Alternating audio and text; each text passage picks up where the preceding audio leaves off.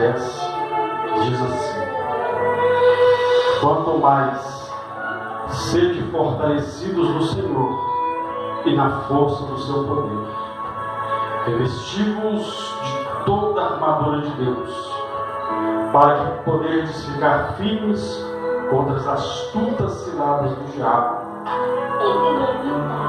Porque a nossa luta não é contra carne e sangue, e sim contra os principados, potestades e contra os dominadores deste mundo tenebroso, contra as forças espirituais do mal nas regiões celestes. Portanto, tomai toda a armadura de Deus, para que possais resistir no dia mau, e depois de terdes vencido tudo, permanecer inabalável. Verso 16: embraçando sempre o escudo da fé, com o qual podereis apagar os dardos inflamados do diabo ou do maligno. Tomai também o capacete da salvação e a espada do Espírito, que é a palavra de Deus, e com toda oração e súplica, orando em todo o tempo no Espírito. Para isto, vigiando com toda perseverança e súplica por todos os santos. Amém. Amém? Pode se assentar em nome de Jesus. Feche os seus olhos nessa hora. Peça ao Senhor para falar o seu coração. Em nome de Jesus. Pai, obrigado. Deus abençoe. Fale conosco através da tua palavra, porque só o Senhor tem palavra de vida eterna. Em nome de Jesus. E você diz: amém. Amém. Sim?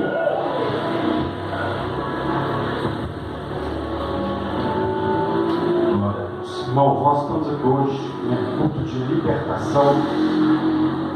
E a Bíblia deixa claro que se nós conhecermos a verdade, nós seremos livres. E se o Filho nos libertar, verdadeiramente sereis livres. Amém? Então a Bíblia, ela nos mostra que quando a raça humana, quando o homem pecou, a raça humana, a maldição entrou na terra.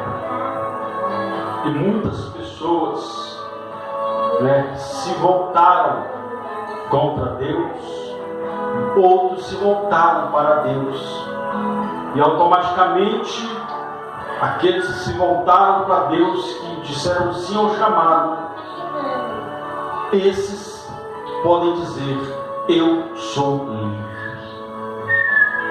Mas aqueles que rejeitaram o Senhor, que viraram as costas para Deus, que se voltaram para as suas paixões, para os seus desejos, para as concupiscências da sua carne, enfim, estão aprisionados. Se acham livres, mas são aprisionados. E a Bíblia nos fala de três homens: o homem natural, o homem espiritual e o homem carnal.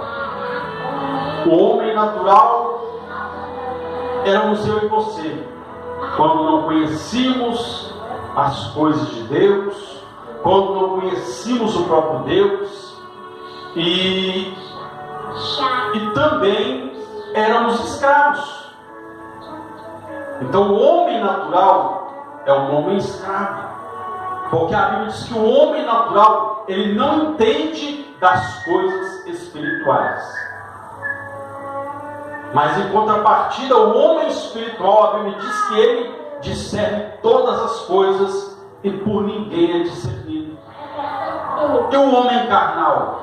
O homem carnal é aquele que um dia foi natural, que um dia não entendia as coisas de Deus, mas um dia ele se converteu, ele começou a caminhar com o Senhor, mas de repente chegou num determinado ponto da sua caminhada, ele disse: eu vou viver da minha forma, Ele perdeu o foco da caminhada. E quando perde o foco da caminhada, então ele se torna um homem carnal. Porque ele começa a fazer a vontade da sua carne. Ele começa, enfim, a andar segundo o seu percurso, mesmo sabendo que existe um Deus que está acima de todas as coisas. E que um dia, essa pessoa, ele vai prestar conta diante do Senhor. Este é o homem carnal, que conhece a verdade, que andou na verdade, mas preferiu andar na mentira. Preferiu andar em contramão à vontade de Deus. E o apóstolo Paulo, ele pregando a palavra de Deus aos Efésios, Paulo vem falar desta batalha espiritual que todos passam, tanto o homem natural, quanto o homem espiritual e quanto o homem carnal. O natural ele passa porque ele não entende que é uma batalha. Ele acha que tudo acontece é porque tem que acontecer. Ele tem muitas vezes a ideia de dizer, não, isso acontece, né, quando acontece uma coisa errada, algum problema, não, isso acontece nas melhores famílias, ou seja, porque ele não entende o mundo espiritual. Mas aquele que é carnal, que um dia foi espiritual, ele está, enfim, passando por lutas, passando por provações, enfim, entendendo que ele está passando por aquilo, mas ele aceita. Ele aceita, é o chamado masoquismo. Aceita sofrer, só gosta de sofrer, mesmo sabendo que é um Deus que pode mudar a história dele, e automaticamente se torna também uma marionete na mão de Satanás. Acha que está tudo bem, acha que não vai dar nada, acha que, enfim, que Deus vai ter pena, vai ter dó dele, mas Deus não tem pena e não tem dó de ninguém. Deus chama Samuel e diz, Samuel, até quando você vai ter pena, vai ter dó de Saul? Porque eu o rejeitei. E a Bíblia diz que quando ele decidiu desobedecer a Deus, ele se tornou um homem carnal. E quando ele se tornou um homem carnal, a Bíblia diz que o Espírito que visitava ele não era o Espírito Santo, era o Espírito maligno. Mas quando entrava um homem espiritual chamado Davi, ele cheio do Espírito Santo, ele dedilhava a sua harpa e aquele espírito maligno ele batia em retirada. Porque Davi é um homem espiritual. E o homem espiritual ele tem autoridade no mundo espiritual. Então Paulo vem falando aos irmãos de Efésios, dizendo para eles, olha, é uma batalha. E esta batalha, para vencer ela, nós temos que entender algumas coisas. E a primeira, Paulo diz, olha, fortalecei-vos no Senhor e na força do seu poder. Ou seja, Paulo estava dizendo para aquela igreja, como a palavra de Deus diz para a igreja atual, que a nossa luta, a nossa batalha, em nome de Jesus Cristo, a nossa força, ela está no Senhor. A nossa fonte de força é Deus. Tem pessoas que procuram se fortalecer em outras coisas, procuram maquiar a situação, buscando subterfúgios, buscando, enfim, outras formas, mas só há uma forma de se fortalecer, é buscando nesse Deus Todo-Poderoso, porque somente nele está a nossa força, a força que precisamos para vencer os conflitos, para vencer as batalhas espirituais. Aleluia. E Paulo diz que essa batalha acontece no mundo espiritual. É no mundo espiritual. E coisas espirituais se vencem no campo espiritual. Segundo, eles revestimos de toda a armadura de Deus. Toda a armadura de Deus. Porque Paulo estava mostrando para os irmãos em uma figura de linguagem que a batalha espiritual, que é como se fosse um exército contra outro, como se fosse um exército guerreando contra outro. Então nós somos parte, porque a Bíblia diz que nosso Deus, Ele é o Senhor dos exércitos. E se Ele é o Senhor dos exércitos, Ele é o nosso Senhor, Ele é o nosso general. Então nós fazemos parte desse exército, e o exército, ele não, enfim, ele tem que se preparar, ele tem que se fortalecer no Senhor. A nossa força está no Senhor. Mas se eu não procurar me fortalecer, se eu não procurar me revestir dessa armadura, porque a armadura é algo que é proteção para todo soldado.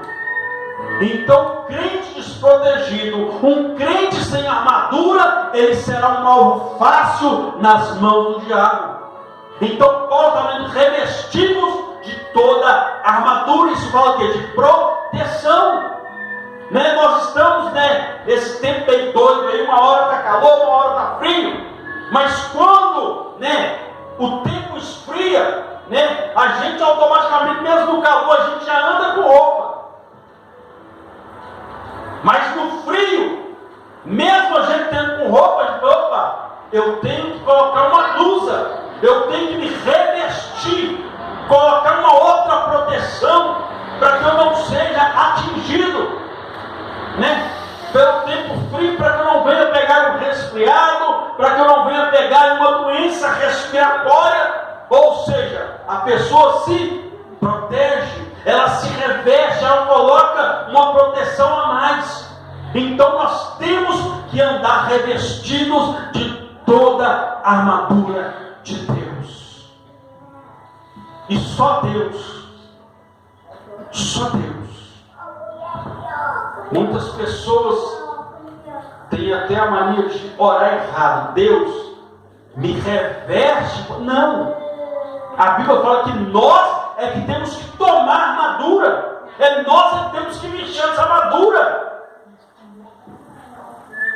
Então não é Deus que vai nos revestir, somos nós é que temos que tomar essa armadura.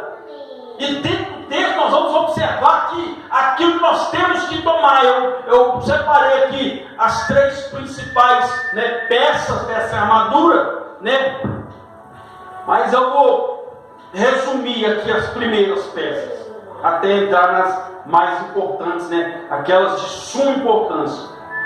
Então Paulo diz, portanto, tomai toda a armadura de Deus, para que possais resistir no dia mau, ou seja, ao dia mau.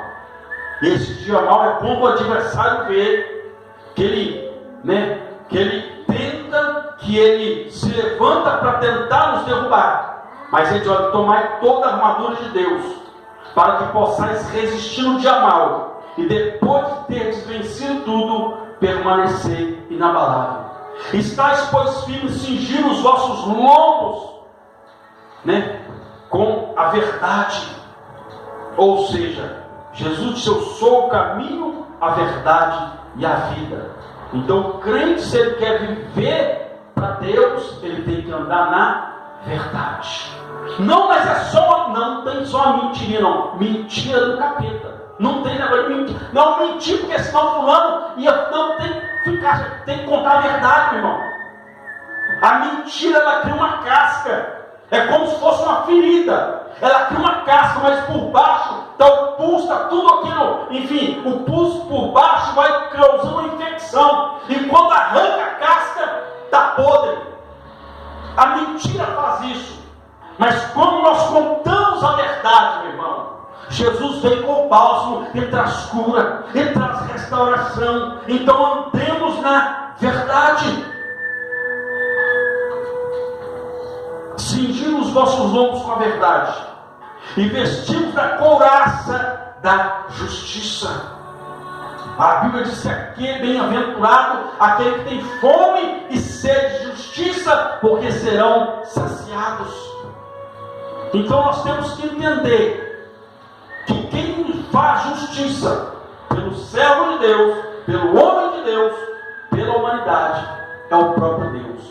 Só que tem pessoas que querem fazer justiça com as suas próprias mãos. É aí que se dá mal.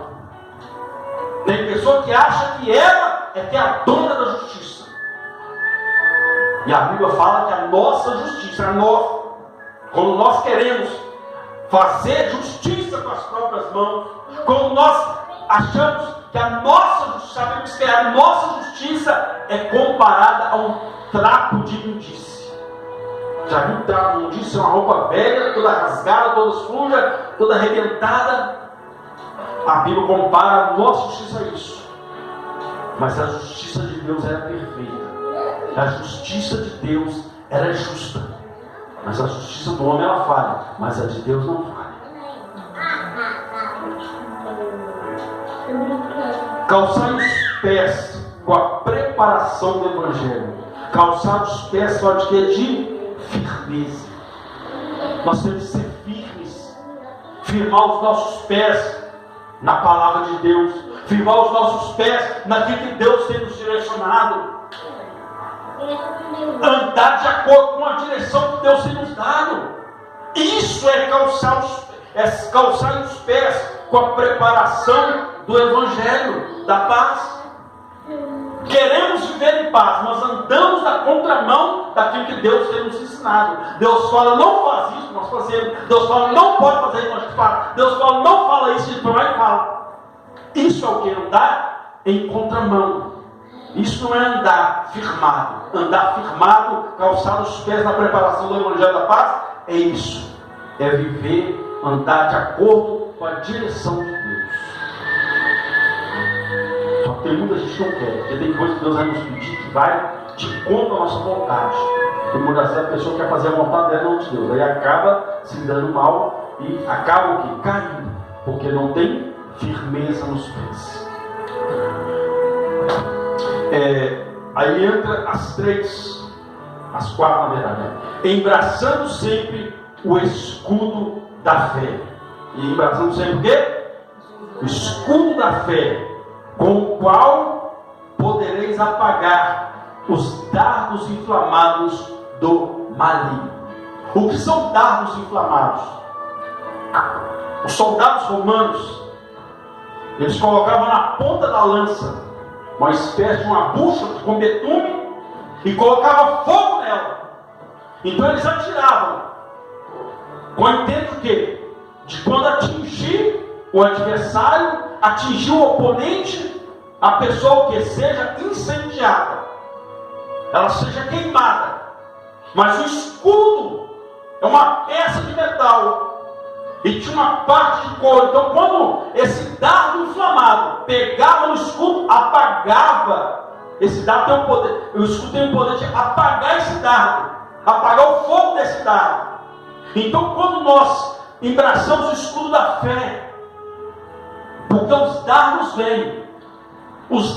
vêm, ou seja, aquilo que vem para queimar a nossa imagem, para ferir a nossa imagem diante de Deus, para ferir a nossa comunhão com Deus.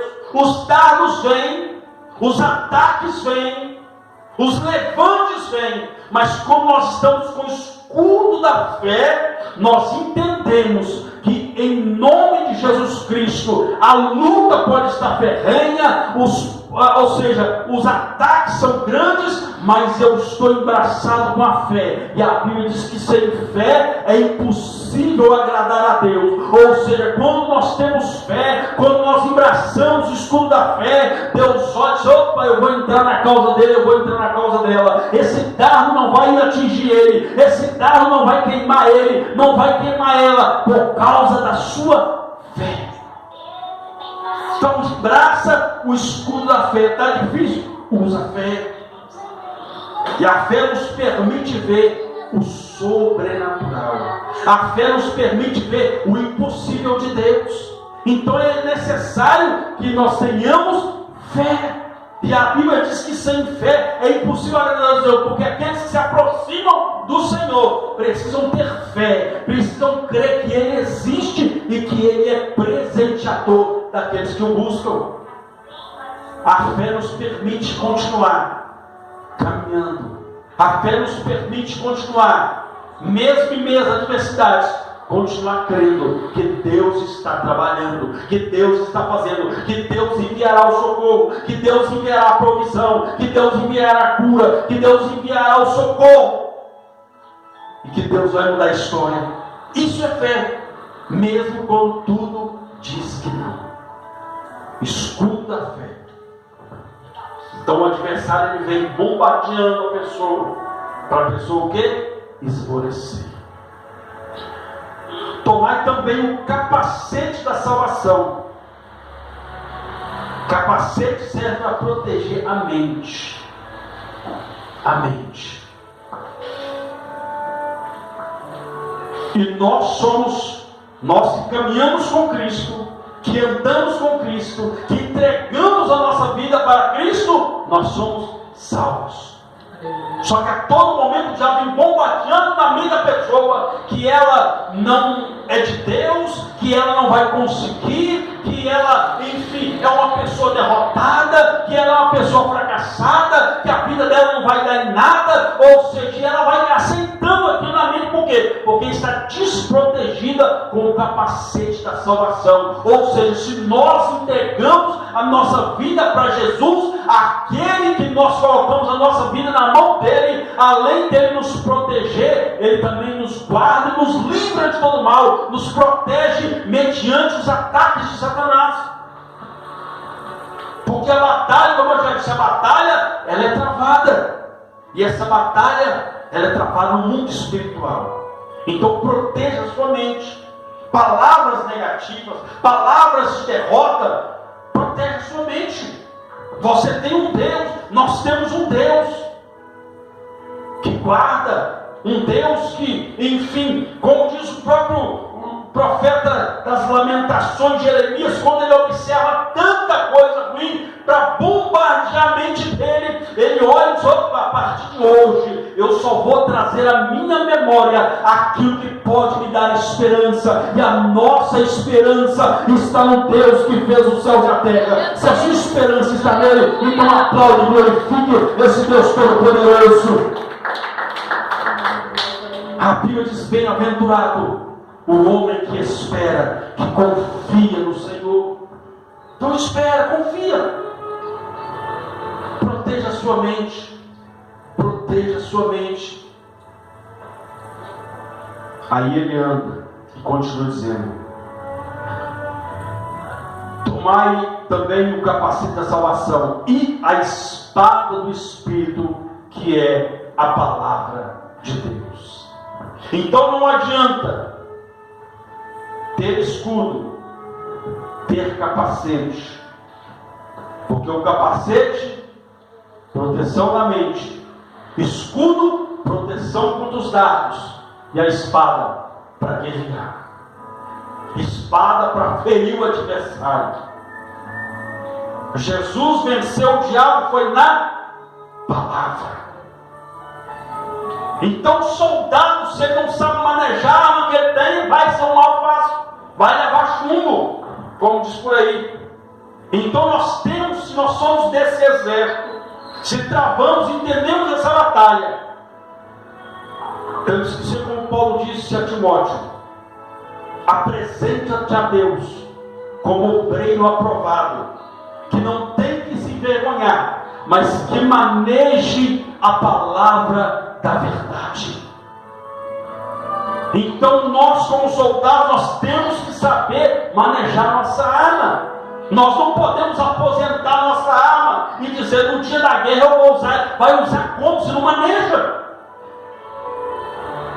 Então nós temos que usar essa arma. Que vai adiantar um soldado andar na rua com uma arma, ou o soldado ir para a guerra com um fuzil e não sabe usar? Não vai adiantar nada, vai ser um alvo fácil. Então nós temos que usar, mas temos que manuseá-la. Temos que saber usar a arma que temos, e a arma que temos é a palavra de Deus. Ele disse: a espada, e tomai a espada do Espírito, que é a palavra de Deus. Então ela é a nossa arma contra o inimigo. Então tem muito crente morrendo no campo de batalha, porque não tem conhecimento da palavra, porque não sabe a arma que tem, não sabe o poder que essa arma tem. Então essa arma tem o poder de nos defender do ataque do mal, de nos defender do nosso inimigo. de botar o nosso inimigo para correr, por causa da arma que temos. E ele diz assim: olha, e tomai a espada do Espírito, o capacete da salvação e a espada do Espírito, que é a palavra de Deus, e com toda oração e súplica, orando em todo tempo. Aquilo que eu disse. Eu tenho uma arma. Eu sei manusear. Então, beleza. Mas a arma, se ela não estiver carregada, ela não serve para nada.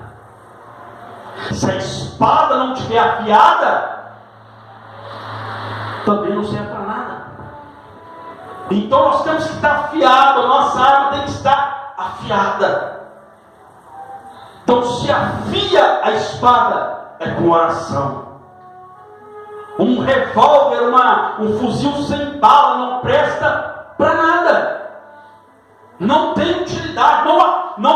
Ou seja, não há como usar se não tiver a munição. Então a espada, ela tem que ser amolada, ela tem que ser afiada. A arma de tiro, ela tem que ser carregada, tem que ter bala nela. É a oração. Então, se não houver oração, de nada vai adiantar. De nada. Então nós temos que tomar toda a armadura. Nós não podemos desprezar. E Paulo diz: porque a nossa luta não é contra carne e sangue. Ou seja, a verdadeira batalha é travada no mundo espiritual. Tem gente que acha que a batalha é aqui, que a batalha é contra o fulano, o fulano está falando mal de mim, o fulano está tramando, o fulano colocou meu nome na boca do sapo. Deixa o fulano pôr o nome na boca do sapo. O sapo vai explodir, mas o nome do Senhor vai ser glorificado. A Bíblia diz que praga nenhuma, encantamento nenhum vale contra os escolhidos de Deus. Amém, Jesus, glória a Deus. Obrigada, meu Senhor. Tem anjo de Deus ao nosso redor. Tem anjo de Deus para nos guardar. Mas quando o crente não entende a batalha espiritual, quando a pessoa não entende a verdadeira batalha, ele acha que é aqui. Ele quer resolver aqui. Não, meu irmão. A gente resolve aqui, ó. É no joelho, é na oração, é tomando a armadura de Deus para vencer as batalhas que são travadas no mundo espiritual. Não é aqui. Mas quando o crente não entende isso, ele acha que a luta dele é contra o fulano, contra o beltrano. Mas a nossa luta é contra principados e potestades, contra os dominadores deste mundo tenebroso nas regiões celestiais. O nosso inimigo, o adversário da nossa alma, Satanás, ele é tido como uma serpente. E a Bíblia diz que os que esperam no Senhor terão suas forças renovadas e subirão com asas como águia. Há uma rixa, há uma luta entre a serpente e a águia. E quando uma águia ela vai entrar em combate com uma serpente, ela pega a serpente e leva ela para cima. Leva ela para cima. E de lá ela solta a serpente. E a serpente se estraçalha. Por quê? Mas primeiro ela leva a batalha para onde? Para o alto. A nossa batalha é no alto. Como águias de Deus, como guerreiros, nós temos que entender que a nossa batalha é no alto. Então para de querer resolver coisa aqui se a batalha é lá. Para de querer resolver aqui se é lá a batalha que acontece lá. Mas não vá desprotegido. Tome toda a armadura de Deus, para que possais vencer no dia mau. E havendo feito tudo, o apóstolo Paulo diz, e havendo feito tudo, permanecer inabaláveis. Então se fortaleça no Senhor, se revista da armadura, mas entenda que a batalha não é travada aqui. A verdadeira batalha é travada no mundo espiritual. Aí nós vamos vencer todas as batalhas, porque na nossa frente está o nosso general, que nunca perdeu e nunca perderá uma batalha para aqueles que nele confiam. Se você confia, então aplauda e glorifique esse Deus poderoso. Corte pelo seu lugar em nome de Jesus.